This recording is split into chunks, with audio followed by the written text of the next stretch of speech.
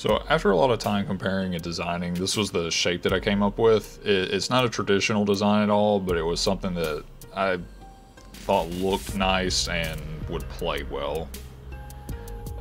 We found some beautiful pieces of Bolivian rosewood that we had hiding in the shop, and a very, very large, very old piece of maple that had been drying for some years. After determining the sections I wanted to use for each, I began cutting down the stock to a more reasonable size. And after even more planing, I got the rosewood top to a thickness that I wanted. The maple had to be marked out afterwards. This was pretty laborious. And then after some careful measurements, I got the drill bits ready to begin hollowing the body. It was a very long process, but I felt like it was one of the best ways to do this because the maple was so hard. As you can see, it took quite a number of holes. Afterwards, I began cleaning up the edges with a Dremel tool and chisels. I probably could have used a router, but I didn't feel particularly confident with that method.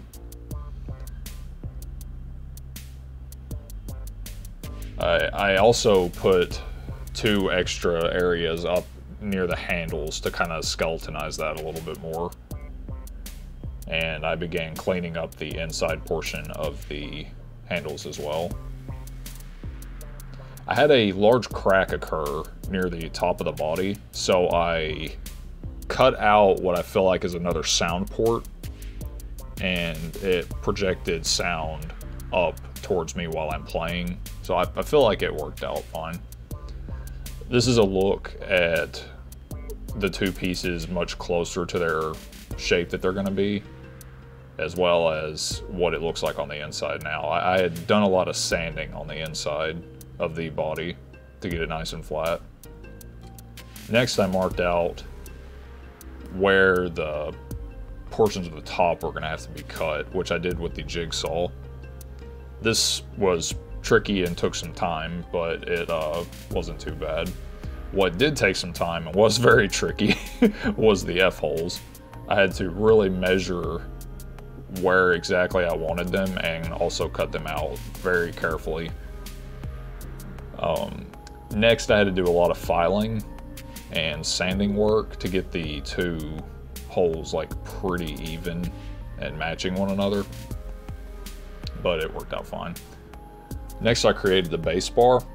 I just picked some wood that had what I felt like was good tonal characteristics, and I carved it down. I ground 2 bevels basically on either side and then flattened it some so that it worked out well. I glued that down and held it in place with 3 pieces of wood.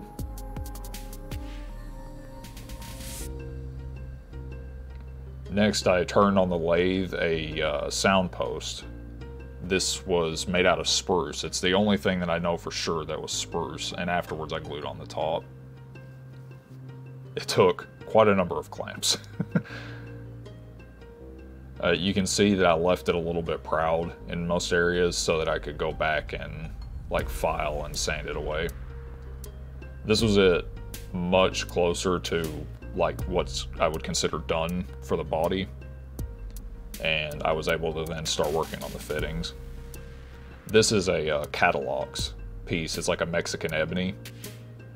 I had originally started with cello tuners, cello fine tuners, and they were way too large. I felt they looked disproportionate, so I ended up returning those and getting violin tuners instead. You can see they kind of were much too large. Next, I took a large Catalogs block, which I was going to cut down into 4 pieces for the tuning pegs. I did end up making 4. I only used 3, but one was kind of a practice piece. They sort of all ended up almost being a practice piece. I had started thinking maybe I wanted it to be octagonal because it did look quite nice, I thought, but they were quite difficult to get even, oddly enough. There you can also see the Catalogs bridge. So I ended up rounding the tuning pegs. And then later I also ground additional flat spots on the sides. I'm not sure if I got a picture of that. Here you can see it laid out with the bridge much closer to final shape. Slightly different perspective. This next part is the sound post adjustment. Looking through that sound post or sound port actually was pretty helpful for this process.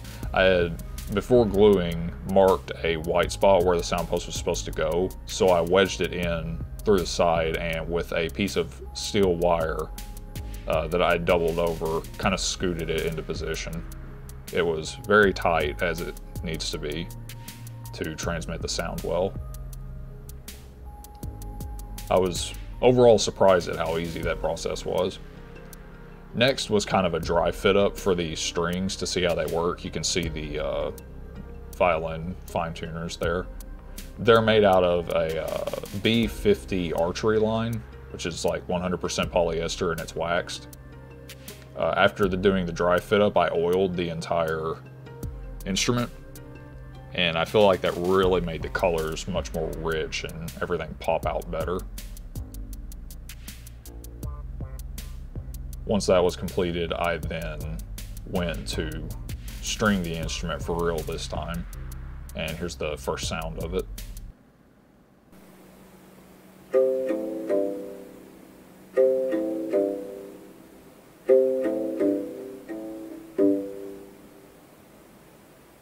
So a little bit of Zelda for you all. Next, I decided to make the bow out of, sadly I couldn't use the same piece, they would have matched the colors better, but it was at least another piece of Bolivian rosewood and catalogs. That was the rough dry assembly, and this was the glue up. I left a bunch of glue around the outside to make sure that the seam was closed completely.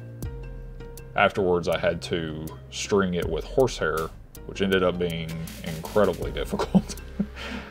I counted out all of the individual hairs. You can see a groove that I chiseled out. That didn't end up actually working as I expected, but all right. Oh well. Let's do a little sound demonstration. Now, I have no prior experience with this sort of instrument, and no experience with bowed instruments, but we'll try to play something that sounds like music at least. We've got a DAD tuning, so we've got a D2, an A2, and a D3. That's what it sounds like plucked. And here we go.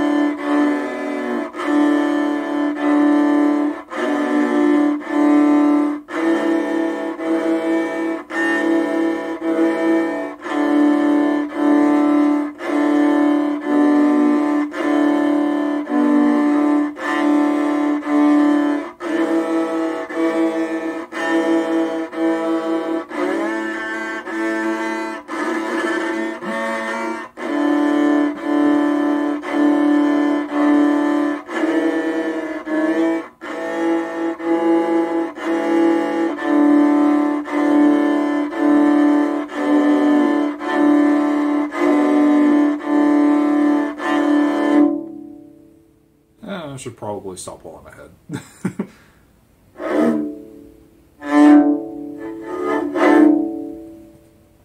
But yeah, that's basically how this instrument goes.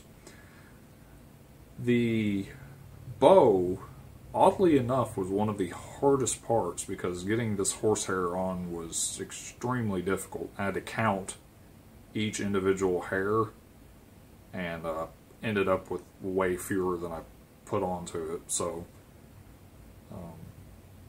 long story short, that was very difficult.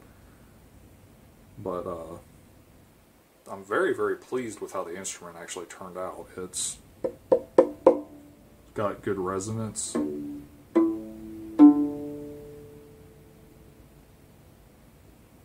Pretty good sustain. I mean, the entire thing is made out of hardwood except for the sound post and the bass bar, so I would kind of expect pretty good sustain.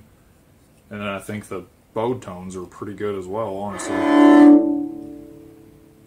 So, yeah. Hopefully this is all in shot, but you make different notes by placing the boniest parts of your finger on the string in the right spot, and you can use the side of your finger and then the back of your finger for the other string. It's got 2 drone strings and a melody string, so that's basically all 3 of them are played at the same time, which kind of helps you keep it in tune too.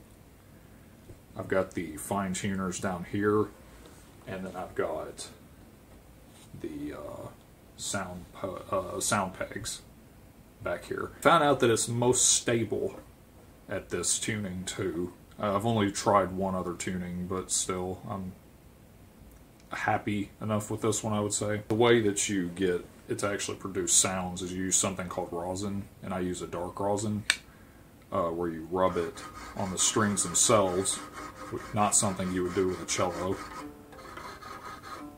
and then you rub it on the bow strings as well. And this is what gives friction to both of them and allows for the grabbing. But yeah, before I prattle on too much, that is the instrument. And I'm very, very, very pleased with it, considering this is like my first, what I would say, really in-depth, complex woodworking build. Certainly my first attempt at an instrument that isn't just a big metal circle. So, yeah, pretty happy with it. But let me know what you guys think in the comments, and thank you very much for watching.